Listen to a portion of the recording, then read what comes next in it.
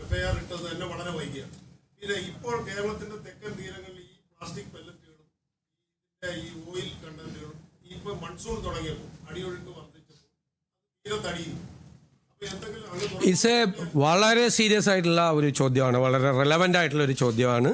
അത് നമ്മൾ തന്നെ ആരോപണവും ആക്ഷേപവും ഉന്നയിച്ചിട്ടുള്ള പ്രശ്നമാണ്.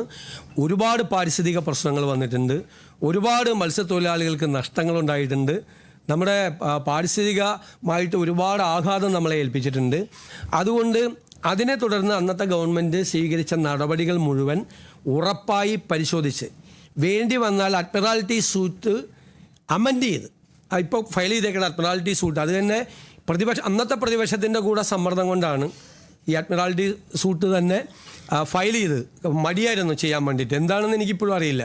അതൊന്നുകൂടി ഗൗരവമായി പരിശോധിച്ച് ഇപ്പോൾ ഉണ്ടായിരിക്കുന്ന ഈ പാരിസ്ഥിതിക ദുരന്തങ്ങൾ കൂടി അതിനകത്ത് ആ സൂട്ട് പരിശോധിച്ച ആ സൂട്ടിലില്ലെങ്കിൽ ആ സൂട്ട് അനുമതിയോടുകൂടി കൺസേൺഡ് ആയിട്ടുള്ള അതോറിറ്റിയുടെ അനുമതിയോടുകൂടി അതുകൂടി അമെൻഡ് ചെയ്ത് വളരെ ഗൗരവത്തോടുകൂടി ആ വിഷയം കൈകാര്യം ചെയ്യും.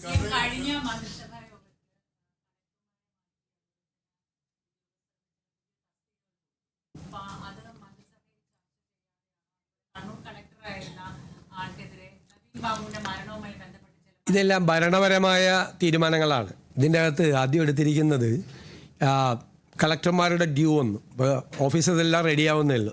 അപ്പോൾ ആ കളക്ടർമാരെ നിയമിക്കാൻ പറഞ്ഞു. സീനിയോറിറ്റി അനുസരിച്ചിട്ടാണ് നിയമിക്കാൻ പറഞ്ഞത്. ബാക്കിയുള്ള സ്ഥലത്ത് ഈ കളക്ടർ സ്ഥാനത്ത് മാറുന്ന ആളുകൾക്ക് പല സ്ഥലങ്ങളും കൊടുത്തു. ഉദ്യോഗസ്ഥന്മാരുടെ ഡിപ്ലോയ്മെൻ്റ് ആയിട്ടില്ല. കാരണം എന്ന് വെച്ച് കഴിഞ്ഞാൽ ഈ വകുപ്പുകൾ വെച്ചതിനെ റാഷണലൈസ് ചെയ്യണം. ഓരോ മന്ത്രിമാർക്കും ഇപ്പോൾ 3-4 സെക്രട്ടറിമാരുണ്ട്. എൻ്റെ വകുപ്പുകൾ തന്നെ ഏകദേശം 8-9 സെക്രട്ടറിമാരുണ്ട്. അങ്ങനെ ഭരിക്കാൻ പറ്റില്ല. അപ്പോൾ ഞങ്ങൾ ഈ വകുപ്പുകൾ റാഷണലൈസ് ചെയ്തുകൊണ്ടിരിക്കുക. വകുപ്പുകൾ റാഷണലൈസ് ചെയ്യുന്ന വെച്ച് കഴിഞ്ഞാൽ അപ്പോൾ ഓരോ വകുപ്പ് എടുത്ത് ഓരോ മന്ത്രിമാരുടെയും വകുപ്പ് എടുത്തു കഴിഞ്ഞാൽ അറിയാം അവിടെ ചിലപ്പോൾ 3-4 സെക്രട്ടറിമാരാണ്. ഉദ്യോഗസ്ഥന്മാരുടെ ക്ഷാമമുണ്ട് കേരളത്തിൽ IASകാരുടെ ക്ഷാമമുണ്ട്. അതുകൊണ്ട് അത് സൂക്ഷ്മമായി പരിശോധിച്ച് മന്ത്രിമാരെയും കൂടി അഭിപ്രായങ്ങൾ അതാത് വകുപ്പുകളുടെ കൂടി അഭിപ്രായങ്ങൾ കൂടെ പരിഗണിച്ചിട്ടുള്ളൊരു ഡിപ്ലോയ്മെൻ്റാണ് ഉണ്ടാകുന്നത്. ഇപ്പോൾ നടത്തിയിരിക്കുന്നത് അഡ്മിനിസ്ട്രേറ്റീവ് ആയിട്ടുള്ളൊരു ടെമ്പററി ആയിട്ടുള്ള ഒരു നടപടിക്രമമാണ് ചെയ്തിരിക്കുന്നത്. അതിൽ മന്ത്രിസഭയിൽ വെക്കേണ്ട കാര്യങ്ങൾ മന്ത്രിസഭയിൽ വെക്കും, അല്ലാതെ ജനറൽ അഡ്മിനിസ്ട്രേഷൻ തീരുമാനിക്കേണ്ട കാര്യങ്ങൾ ജനറൽ അഡ്മിനിസ്ട്രേഷൻ തീരുമാനിക്കും. പിന്നെ ഈ ചോദ്യം ചോദിച്ചല്ലോ, കഴിഞ്ഞ 10 വർഷമായിട്ട് ഇത്തരം തീരുമാനങ്ങൾ എവിടെ എടുത്തിരുന്നത്? മന്ത്രിസഭയിൽ വെച്ചിട്ടാണ് എടുത്തിരുന്നത്? അല്ലല്ല അതൊന്നുമില്ല. എവിടെയാണ് തീരുമാനം എടുത്തിരുന്നത് കഴിഞ്ഞ 10 വർഷം? അല്ല 10 വർഷം എവിടെ തീരുമാനം എടുത്തിരുന്നത്? അല്ലല്ല, അതിനൊരു പ്രൊസീജിയർ ഉണ്ടെന്നേ. ഇതിനൊരു പ്രൊസീജിയർ ഉണ്ട്. അത് തീരുമാനം എടുക്കേണ്ട സ്ഥലം അതാണ്. ആ സ്ഥലത്ത് തന്നെയാണ് തീരുമാനം എടുത്തിരിക്കുന്നത്. അത് നിങ്ങളുണ്ടാക്കുന്ന വിവാദങ്ങളല്ല, ഒന്നുമില്ല.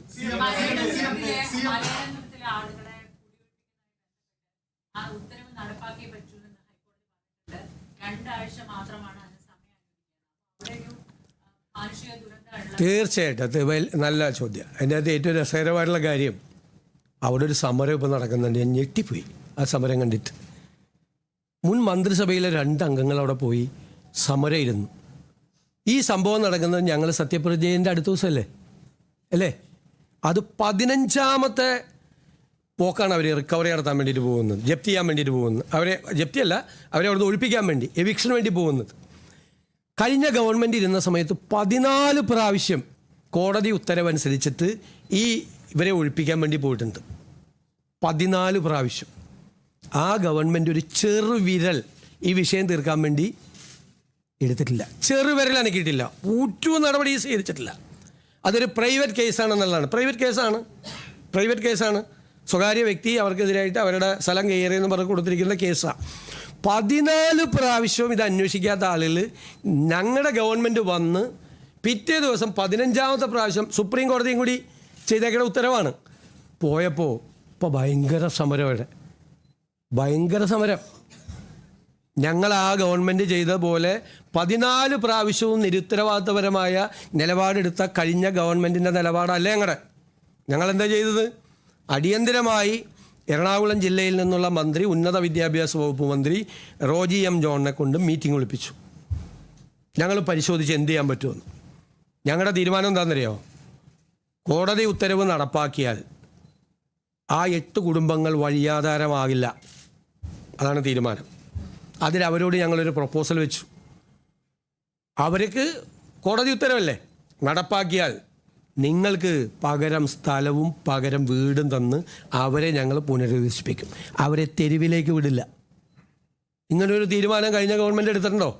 14 പ്രാവശ്യം വന്നിട്ടും ഒറ്റ പ്രാവശ്യമാണ് ഞങ്ങളുടെ ഗവൺമെൻറ്റുള്ളപ്പോൾ ഈ സംഭവം വന്നത്. ഞങ്ങൾ ആരൊക്കെയായിട്ട് സംസാരിച്ചിട്ടുണ്ടെന്നറിയോ?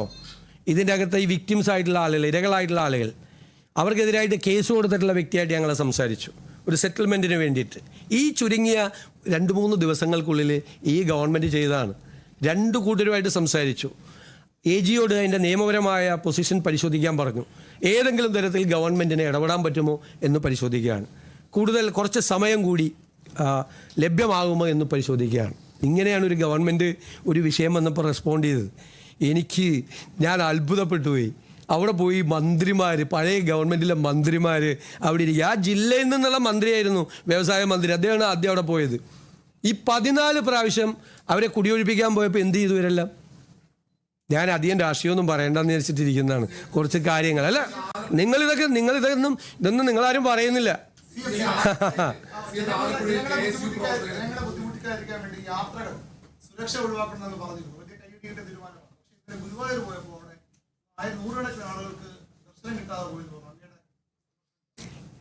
ഈ ഗുരുവായൂർ അങ്ങനെ ഒരു സംഭവം ഉണ്ടായിട്ടില്ല. ഇത് തെറ്റായ വാർത്തയാണ്. ആദ്യമായിട്ടല്ലല്ലോ ഒരു മുഖ്യമന്ത്രി ഗുരുവായൂർ ദർശനത്തിന് പോകുന്നത്, ആണോ?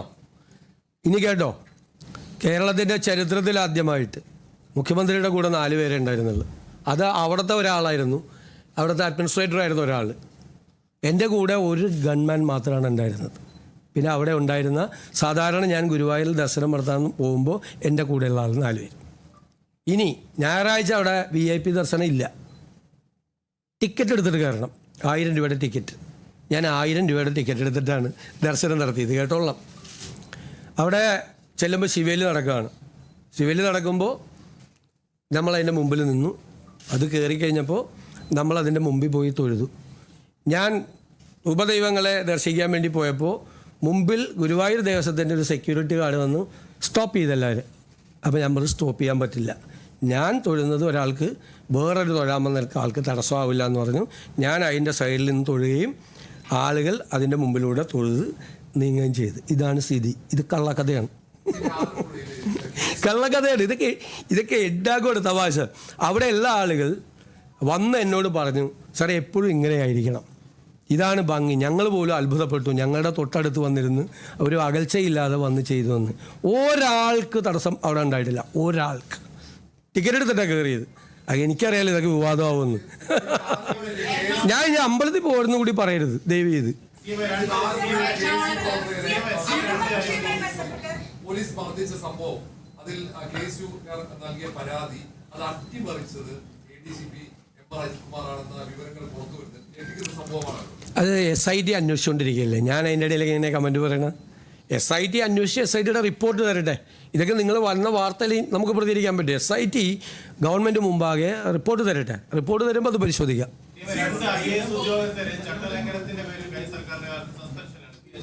അത് തീർച്ചയായിട്ടും പരിശോധിച്ചുകൊണ്ടിരിക്കുക. നടപടി അതിൻ്റെ അകത്ത്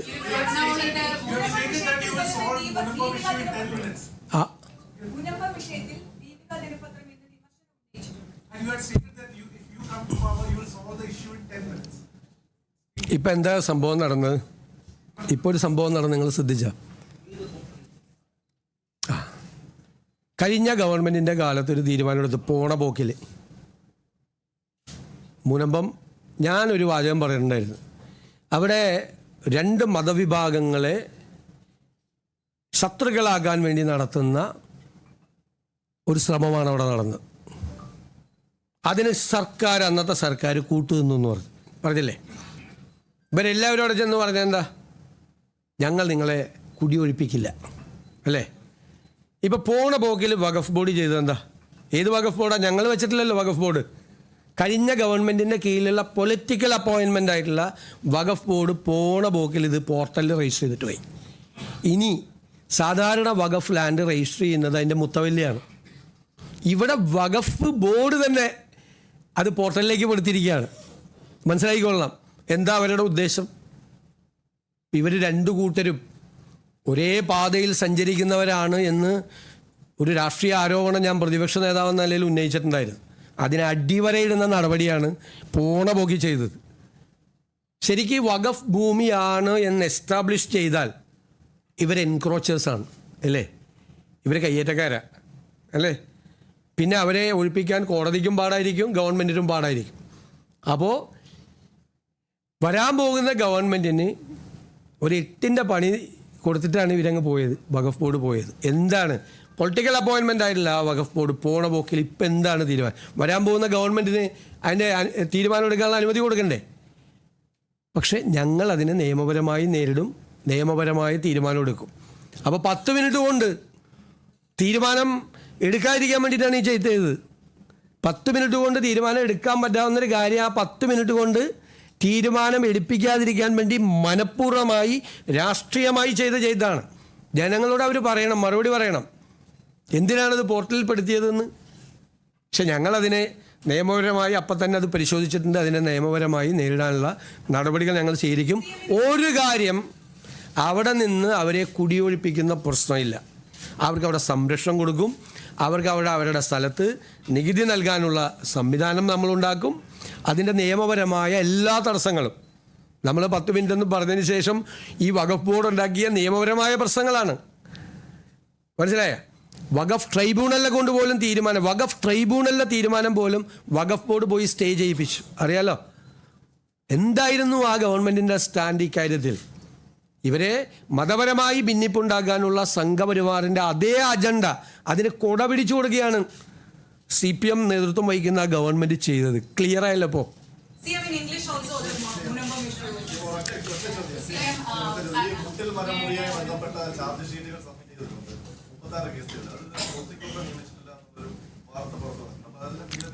അല്ലല്ല, അതെല്ലാം പരിശോധിക്കും. അതൊക്കെ ഭരണപരമായ കാര്യങ്ങളാണ്, പരിശോധിക്കും. അത് വന്നു കഴിഞ്ഞാൽ പ്രോസിക്യൂട്ടറെ നിയമിക്കും.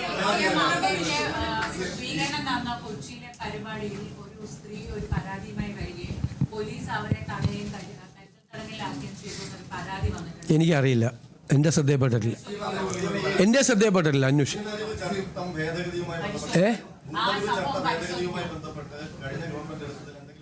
ഏതാണ്?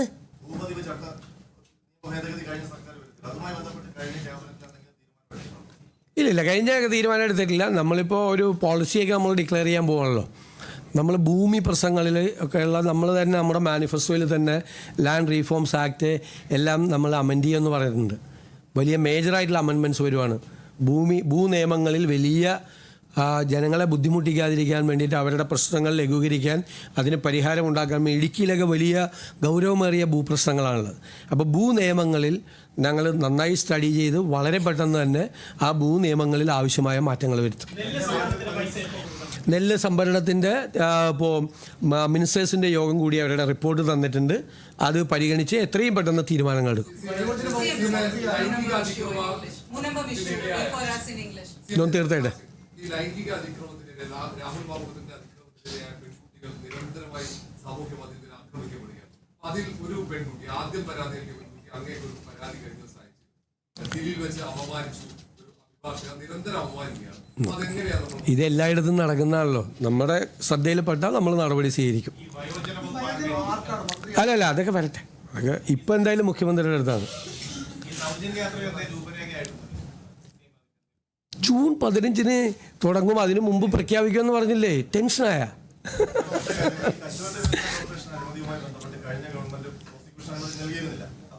എല്ലാത്തിനും ഇപ്പം ഇന്ന് ഉത്തരം പറയാം. അതൊക്കെ പരിശോധിക്കാം, വരട്ടെ. എന്തെല്ലാം കാര്യമുണ്ട്, ഒരുപാട് കാര്യങ്ങളുണ്ടല്ലോ, നമ്മൾ പരിശോധിക്കുക.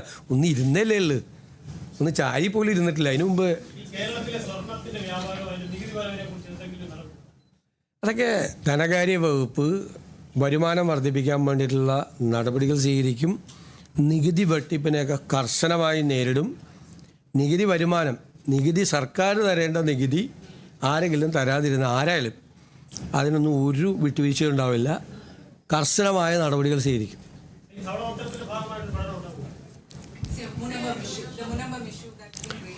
Munambam, now the Waqf board, which was under the previous government,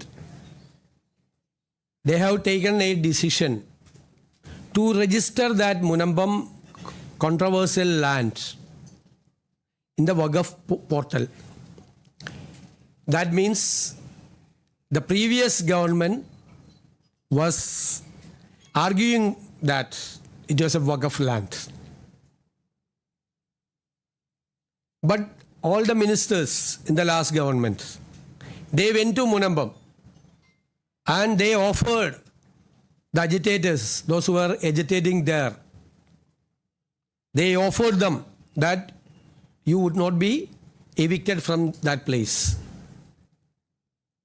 But unfortunately, the Sangha Parivar has been planning to make a divide between two religions. The previous government's action was indirect.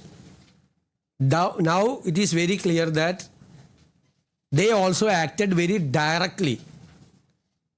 They were also implementing the same Sangha Parivar agenda to make a split between two religions. We will legally fight. We have taken a decision that these victims will not be evicted from their places. They will be protected and they will get their land. We will fight for that till the end. That is our decision when we were in opposition. We are continuing with that decision.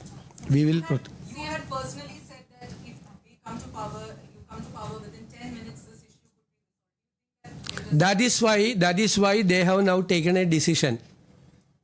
It should not be solved within 10 minutes. That is why they registered in the portal of Waqf land. Our previous government's stand is very clear now. They are saying that this is Waqf land. If it is Waqf land, all these poor victims will be the encroachers. That is their position.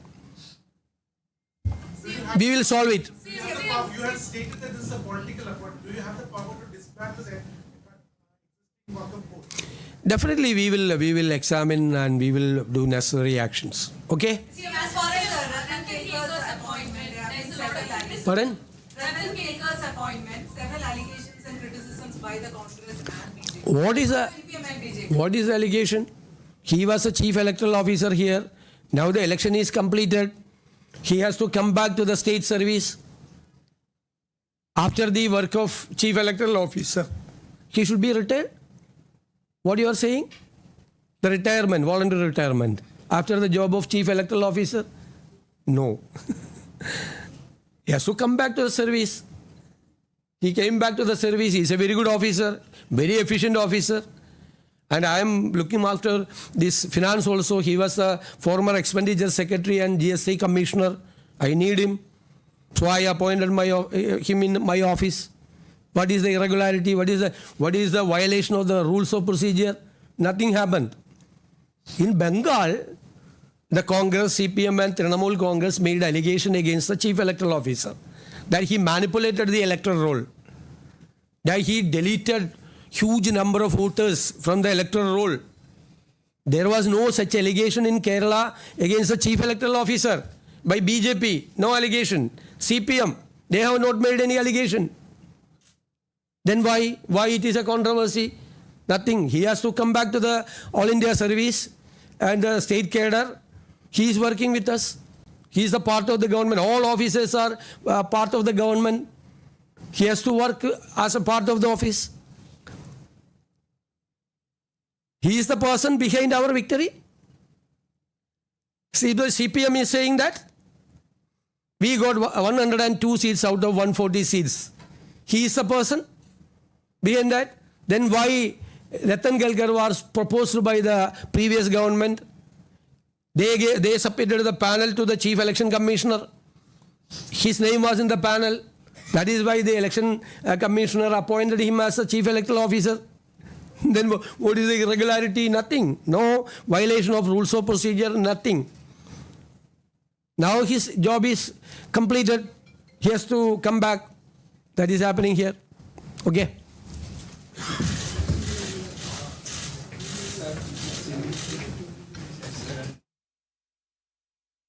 Satheesan മാധ്യമങ്ങളെ കാണുകയായിരുന്നു. മന്ത്രിസഭാ യോഗത്തിലെ തീരുമാനങ്ങൾ അദ്ദേഹം വിശദീകരിക്കുകയുണ്ടായി. Appu John ജോസഫിനെ chief വിപ്പാക്കും എന്നതാണ് അദ്ദേഹം അറിയിച്ചിരിക്കുന്നത്. കാലവർഷം കണക്കിലെടുത്ത് കളക്ടർമാരുടെ യോഗവും ചേരും. അതുപോലെ തന്നെ രത്തൻ കേൽക്കർ മുഖ്യമന്ത്രിയുടെ സെക്രട്ടറി ആയ സംഭവത്തിൽ, ഏറെ ചർച്ചയായ സംഭവത്തിൽ ഇപ്പോൾ അദ്ദേഹം വിശദീകരണം നൽകുന്നുണ്ട്. രത്തൻ കേൽക്കറിന്റെ നിയമനവുമായി ബന്ധപ്പെട്ട വിവാദം അനാവശ്യമായ ഒരു വിവാദമാണ് എന്നാണ് അദ്ദേഹം പറയുന്നത്. കേൽക്കറുടെ നിയമനത്തിൽ എന്താണ് തെറ്റ് എന്ന് അദ്ദേഹം ചോദിച്ചു. അദ്ദേഹം നല്ല ട്രാക്ക് റെക്കോർഡുള്ള വ്യക്തിയാണ് എന്നതടക്കമുള്ള കാര്യങ്ങളാണ് വി ഡി സതീശൻ പറയുകയുണ്ടായിരുന്നത്. കേൽക്കർക്കെതിരെ എന്തെങ്കിലും വിവാദം ഉണ്ടായിരുന്നോ എന്നും മുഖ്യമന്ത്രി ചോദിക്കുകയുണ്ടായിരുന്നു.